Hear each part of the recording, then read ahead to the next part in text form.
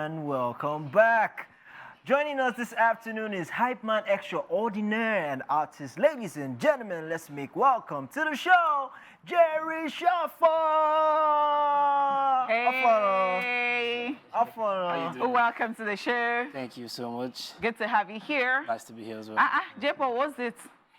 So I was reading your profile and I realized that your name is Adobe. Adibe. Adibe. So it was Adobe I saw, and when I saw Adobe, maybe somebody went to tamper with that. Yes. So when I saw Adobe, I'm like, Adobe, Lightroom, Adobe. Adibe. Oh wow! Because I actually saw it, so I didn't know it was a thing. So I had to read again. I'm like, is this somebody's name? I said when I see him, I will ask whether are you related to anybody?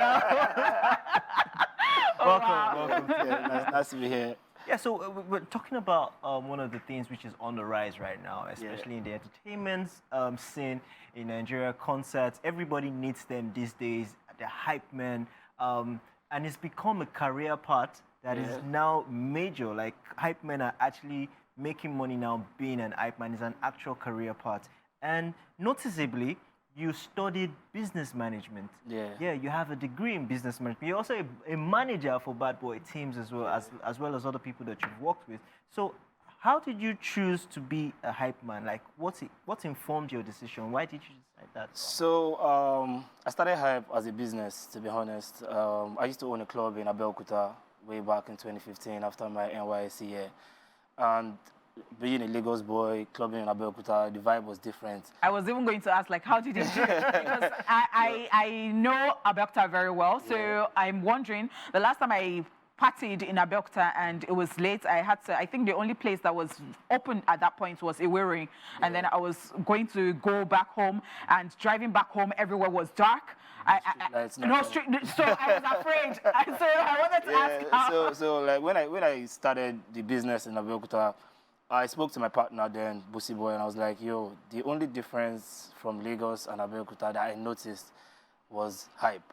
And I feel like if we have a hype man in our club, it was going to make us stand out. So they didn't even have microphones to show you how bad it was. So they didn't even have any idea of what that was. Well, Abeokuta is not that poor. That was 2015. That's a long time, about 9 years ago now, yeah. So I spoke to him and he's like, okay, when next you're coming from Lagos, get a microphone. And then the following week, I got the microphone. I got to the club, I plugged the microphone, testing it with the DJ, and I was just, vibing. And he was like, yo, you sound good on the mic. I'm like, okay, let's try it tonight, right? So that night, I go on the mic, I tried it, I did my thing. I was just, vibing. And then some guy walked up to me and was like, guy, like, my girlfriend's birthday is tomorrow. Can you be the MC? I said, I'm not an MC. But if you want me to do the same thing I did tonight, at your girlfriend's birthday, then I'm going to do it. And the next day I went there, they paid me, was it 35,000 then? Yes, so that was big money, sir. So the guy paid me 35K and I did what I had to do, and then, go back to the club on Saturday night after the party, and my guy was like, that party I went to, that the guys were talking about, the hype man at the guys' birthday. I said, okay, let's do it again, and I did it that night, and then from there, every other weekend, I was just the hype man at the club, so. Amazing. Very, very interesting, because we've had hype men too here. We've had Shea Banks here. We've had our guy. Oh my God! Me? Yeah, I have. my guy too does the hype thing too. I mean, you went all the way to Sierra Leone to do an hype man. Calm down. Okay. So yeah, and you now went and you went into music. Yeah. And you said that because it was even in your bio when I was reading it, and I learned that you were stuck somewhere during I was the stuck pandemic. in London during the pandemic. Yes, and so people just started telling you that you can do music or something. So basically, during pandemic, guys were on IG Live, doing like IG Live parties with hype men and all of that. Yes. And then I tried that a couple times. It wasn't like my vibe, you get, because like I vibe with the crowd. I like it's an expression of what I see. You get, so most of my lamba stuff is what I see that I talk about. And then, because they are going to hype me today like this. Don't worry. So my friends then, I started to get like studio equipment so that I could hear loud music. You get? So I got 2 speakers, a sound card, and all of that. So it was supposed to be an avenue for me to just play loud music and vibe. And then when I was doing it, because of the sound card, I was recording. So there's a guy called Moizi. Yeah. So those guys were together with me, like we're both, all of us were in London that period, and they are like musically inclined guys, like.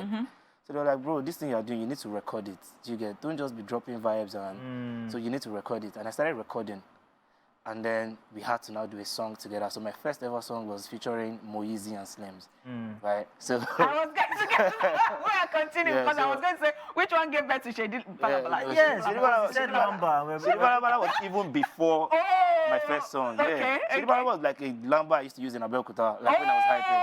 Yeah. So most of all these things, I hype, and then whatever Lamba catches, I now turn it into a song. Do you get? There's so many. So he's the creator of Sheibalabala. Yeah. About this Lamba, how do you get this Lamba? That's why I say, like, it's an expression of You're what just saying something. So, okay, oh yeah. So they were actually Sheibalabala in my front. People are fasting. People are fasting. Okay, oh yeah. Help me. Okay, you want to give me a beat, or you just want me to... So my name is Honeypot. My name is Honeypot. This is J Paul, and this is Splash. Splash. Yes. And we're on TVC, right? Yeah, we're on TVC. So you know, hype is as easy as ABC because we're on TVC. Shout out to Honeypot and J Paul. Don't drop my don't. I see the one more. It's different when you're at the club. You know, it's different when you're hearing like I'm not a poet. Music. You get poetry. I feel they do. I can do poetry without. So you have to hear like the beats and all that. I need vibes. Okay. Yeah, I mean, that's how it works. I mean, you've actually toured and you've been to a couple of places just by doing hype. Yeah. Right. I mean, and then you you actually said here, because everybody keeps remembering, everybody who has made it to the top, they keep remembering their first money, what they got. You know, you got 35K that year, and then now you want to tell us how much you make? How much do you charge now? So it depends. Like, are you one of those people who charge in dollars? Let us so just if I'm not in Nigeria, arrest you right now. No. In Nigeria, definitely I'll charge in naira. Okay, but like, because people are doing it, they charge in dollars. I don't know about that, but like at least like I've been to Canada, I charge in dollars. I was in London, I charge in pounds. Europe, I charge in euros. You get? It depends on what country. I'm going to South Africa in 2 weeks. They paid me in rands. You get? So it depends on what country I'm going to. Yeah. It's just beautiful to see how lucrative it's become now, that career path, and thanks to you as one of the founders of the Hypemen. So we want to ask you, what next for you? I mean, you've done all of this. You've brought music as well out of this. You're promoting music. What next for the brand? So last year, I'm all about giving back to the culture because I feel like hype hasn't gotten the recognition that we really deserve, and our importance and relevance cannot be overemphasized in like the entertainment space. So I do this hype tour every year when I get to go to different cities across Nigeria, you know, meet a couple of hype men, clubs. Basically, it was clubs. But last year, I decided to do a hype competition where somebody won 10 million naira. So this year, I want to try and do it bigger because I feel like, to be very honest, that's given more impact to my brand than every other thing I've done over the years. Doing that hype competition, giving these hype men the belief that they can actually make hype like a career path. And the fact that, you know, I had to bring people from different states.